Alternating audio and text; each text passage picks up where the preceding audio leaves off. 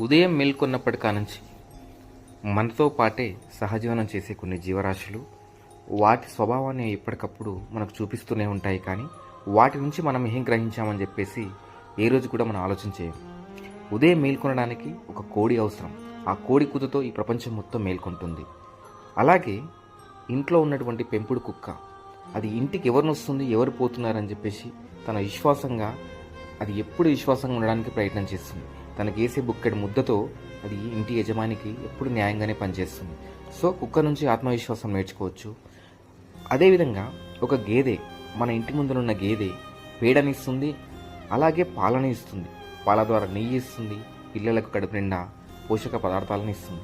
అదేవిధంగా ఒక ఎద్దు, ఒక ఆవు వాటి నుంచి వచ్చేటి పొలానికి పనిచేస్తున్నాయి.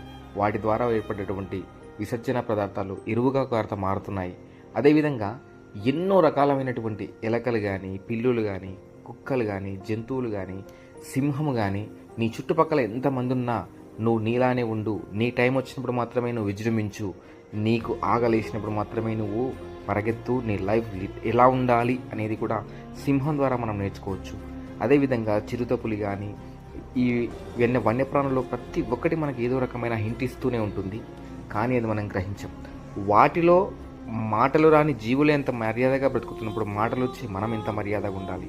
అలా చూసన్న కొంచెం మారాలనేది నా ఉద్దేశం. Thank you.